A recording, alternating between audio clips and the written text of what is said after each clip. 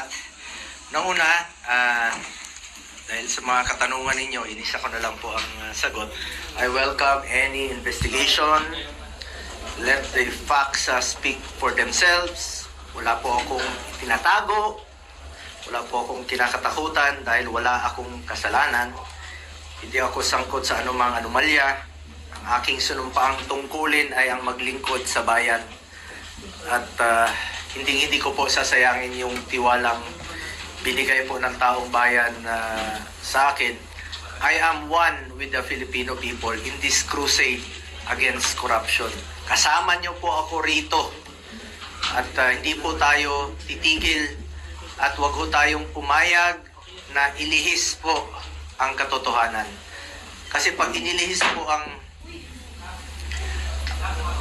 nailihis po ang katotohanan, magulo po yan. Magkakagulo po pag inilihis po ang katotohanan. Tumbukin niyo po yung dapat tumbukin. Hanapin niyo po yung dapat hanapin. Yung talagang mga totoong buhaya. Yung mastermind talaga. Bakit i-atras ngayon? With all due respect to the Ombudsman, sinusuportahan po natin lahat ng investigasyon. At isa po ang aking masasabi, I do not know the Discayas. Hindi ko po kilala. In fact, nung hearing, nung mga nakarambuan dito sa Senado, tinanong ko sila, ang mga Diskaya. Tinanong ko sila, meron ba kayong joint venture with the CLTG? Yes. Tapos na ba? They answered yes. Napapakinabangan na ba? Yes. So, doon po, nagkaroon po ako ng interest din bilang isang senador at miyembro po ng Blue Ribbon na kung may pagkukulang, pagkakamali, kung anomalous o substandard, panagutin yung sinabi ko doon. Ako mismo ang willing po akong magkaso. Kasuhan natin yung mga dapat kasuhan kahit kamag-anak ko. I'm willing to be the complainant kung talagang meron silang pagkukulang. At may pagkukulang ang Diskaya, kasuhan nyo. Wala po akong pakialam.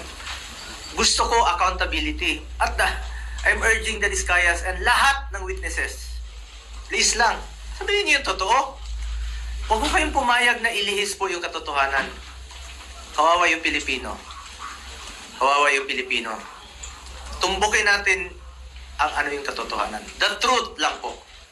Yun naman po ang pakiusap ko sa inyo. Na tumbukin po natin ang katotohanan. Mula noon hanggang ngayon, ang pinanghahawakan ko po ang delikadesa. I observe delikadesa in my whole life. Bilang isang probinsyano, taga Mindanao, Anggenyong Bisaya, pangalan ko lang po ang aking pinanghahawakan at hindi ko sasayangin yung tiwala at boto na binigay po ng taong bayan. Ginawa niyo ako number 1. Hindi ko sasayangin yung tiwala binigay niyo po sa akin. At serbisyo lang po ako. Yan po ang kailangan ng taong bayan ngayon. Makatrabaho na tayo at makapagserbisyo po tayo sa ating mga kababayan. Alam niyo, marami pong nabanggit noong hearing. Ang daming mga pangalan, tinutumbok na eh. Daming mga pangalan, di ba? Dami ng mga nakikita, lumalabas sa mga pangalan. Ilan kongresista, ilang mga opisyales, tinutumbok na. Sana naman, ituloy nyo na. Yun po ang gusto nating malaman.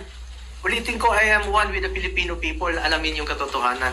Tumbukin natin kung sino yung may kasalanan. Yung flood control ang issue dito. Yung ghost projects ang issue dito. Yung mga substandard projects ang issue dito. Mga anomalous projects ang issue dito. Panagutin natin ang dapat managot. Huwag tayong lumihis.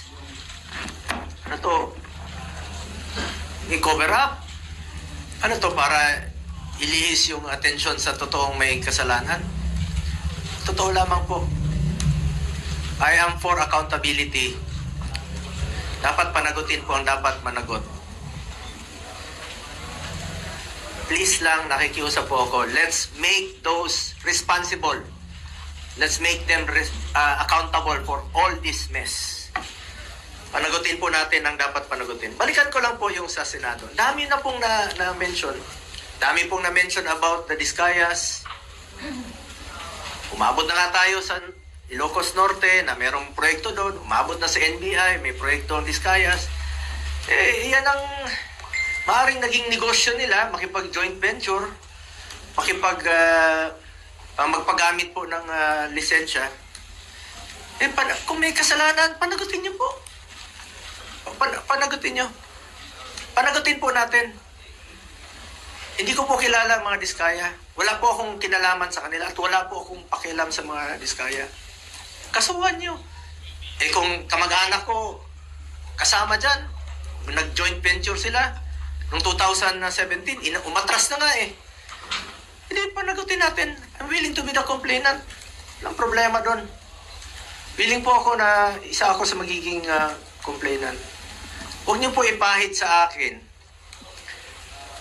ang dumi para kayo ang pumuti. Huwag naman po ang ganun. Panagutin natin ang dapat managot dito.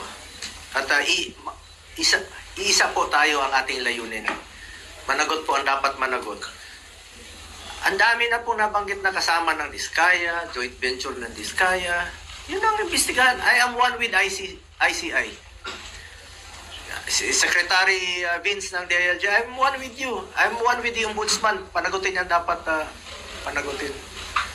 Kilala po ako ni Secretary Vince noon paano ako magtrabaho. At hindi po ako nakikialam bilang isang public servant. Noon, government employee, 2001, 1998 pa po, sa congressional office ni former President, former Congressman, former Mayor Rodrigo Duterte. Nang naging mayor siya, isa lang po ang pinakiusap ko noon.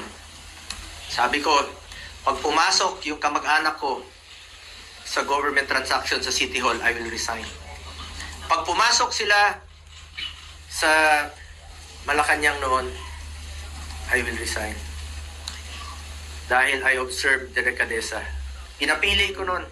Pumasok kayo, alis ako. Yan lang po ang puhunan ko rito. Ulitin ko, delikadesa. Hindi ko po kontrolado ang negosyo ng sino mang kamag-anak ko. Ilang beses na po ako naging issue ito, 2018, bago mag-eleksyon, naging issue. Bago mag-eleksyon ng 2022, hindi naman ako tumakbo, naging issue ng 2021. Bago nag-eleksyon, 2025, kinasuhan ako, 2024. Mapigilan mo bang may negosyo sila? May mga negosyo po, kahit sino sa atin, may mga negosyo po ang pamilya natin. Wala pa ako sa mundong ito, may negosyo na po ang pamilya ko. Ang tanong po dyan, nakialam ba ako, binigyan ko ba ng pabor ang aking kamag-anak? Hindi. Nakinabang ba ako sa negosyo nila? Hindi. Because I observed delikadesa. At hindi ko po babaguhin yung aking prinsipyo, yung delikadesa po. Kung may kasalanan sila, hindi ko naman mabigyan ng negosyo. Kung anong mga negosyo pinasukan nila, uso po yung name dropping. Kahit sino nun, ilang beses ko nang sinabi rito sa hearing, pag ginamit yung pangalan namin ni former President Duterte, consider it denied. Kasi marami pong mga nag-name drop, nakakilala, magpa-picture na ganito. Walang katapusan po yan na issue. Habang nandito po kami sa gobyerno, walang katapusang issue po yan na gagawin sa amin. Kaya ako, inunahan ko na lang po. Meron silang nagsasabi na may magpa-file na naman next week ng kaso, katulad nung kinaso last year, kaso against itong sa pamilya ko na naman. Mapili ko ba yung kamag-anak ko? Kung pwede lang pumili ng kamag-anak, papalitan ko yung kamag-anak ko. Makapili ba tayo ng kamag-anak? Siguro hindi po titigil ito unless na lang palitan ko yung kamag-anak ko. Or, kunin ng Panginoon yung kamag-anak ko, yung tatay ko. Hindi po ako papayag na manghihimasok po sila sa trabaho ko. Ako po ay isang senador, hindi po ako negosyante, hindi po ako kontraktor. Tatrabaho lang po ako para sa Pilipino. Ngunit ang issue po rito ngayon ay sana po huwag malihis po yung katotohanan. Magulo po yan pag ililihis nila yung katotohanan. Nag-aantay po ang sambayan ng Pilipino. Hindi ko kilala yung Diskaya at let me repeat, hindi po ako nakikipag-usap ng any government contracts o government transaction. Nung naging senador po ako, naging SAP po ako noon, maraming lumalapit, humingi ng tulong lang po ako sa kanila. I am the most accommodating person, sa totoo lamang po, sa panahon ni Pangulong Duterte. Pero hindi po ako humingi ng kapalit. Sinasabi ko lang, gawin nyo lang yung tama. Just do what is right. Lalong-lalo na po sa mga natulungan ng mga nasa gobyerno po. Hindi natin maiwasan, uso yung mga name dropper, walang katapusan gagamitin yung pangalan mo. Ulitin ko lang po, kung may pagkakamali o pagkukulang man ang kamag-anak ko, ako na po mismo ang magpapakaso at magpapakulong po sa kanila. And it would be very unfair on my part na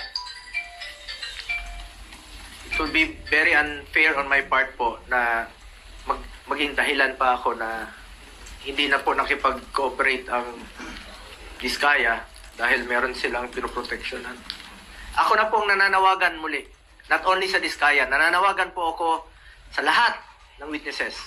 Diskaya, lahat ng contractors, magsabi kayo ng totoo. Magsabi kayo ng totoo. Tumbukin po natin yung talagang mastermind. Papunta na eh. Papunta na doon sa mastermind eh. Sa ICI, alam niyo sino yung mga mastermind. Tumbukin niyo po. Sa DPWH, Ombudsman, tumbukin niyo yung mastermind. Sino po yung mga nasa likod nito? Nag-aantay po kami. Nag-aantay ang Pilipino na meron pong mapanagot. Umaatras na ngayon. Paatras na lang, paatras. Sir, any Katapusin ko lang po. Uso kasi ngayon eh. Puputikan ka ng itim para sila ang pumuti. But I trust our people to see through the noise. I have stood by them through floods, fires, earthquakes, and the pandemic. I earned their trust not through words but through action. Serbisyo po ako at pagmamalasakit sa Pilipino. At hindi ko po sasayangin yung tiwalang binigay niyo po sa akin. I will never walk away from them. Sa katotohanan lang po tayo, ang pakiusap ko lang po, sa katotohanan lang tayo. Yung lumabas po yung totoo muna. The truth lang po. Ilabas niyo po yung katotohanan. Yan po ang pakiusap ko sa ICI, Secretary Vince, at sa lahat po nag-iimbestiga. Doon lang po tayo sa katotohanan. Huwag na tayong paikot-ikot pa. Huwag natin ilihis ang katotohanan. Huwag niyo po lokohin ang Pilipino. Tumbukin po natin ang dapat tumbukin. Anong kinalaman ko dyan sa 2017? Kung meron mga joint venture sila, please check. Imbestigahan nyo po. Panagutin nyo, kasuhan nyo. Willing po ako maging complainant. Kung may mga pagkukulang, willing po ako. Kesa naman papaikot-ikot pa natin. Kasi expect it na hindi lang po ito ang mangyayari. May mga gumagalaw na puwersa para iikot po yung katotohanan. Para hindi mapanagot. Nandun eh. Klarong-klaro na dito. Nag-imbestiga na tayo dito sa Blue Ribbon Committee. Marami nang lumalabas. Ang dami-daming mga kongresista na sila mismo ang kontraktor. Sila mismo. Congressman talaga na kontraktor. Yung kontraktor talaga. Sila mismo.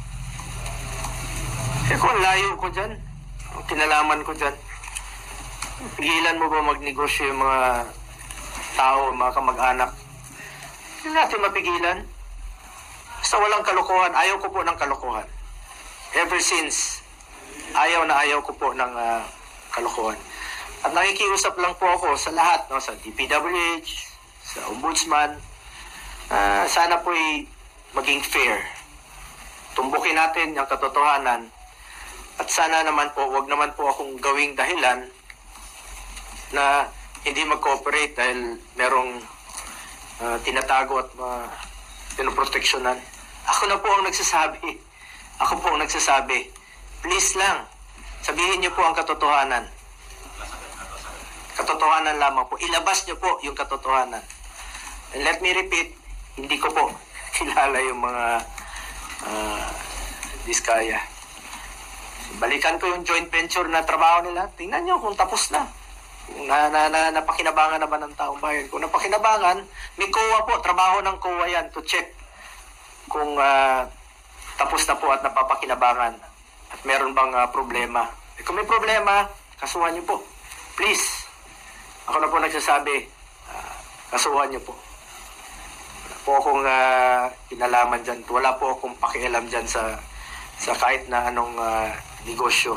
Nakafocus lang po ako sa trabaho ko bilang senador.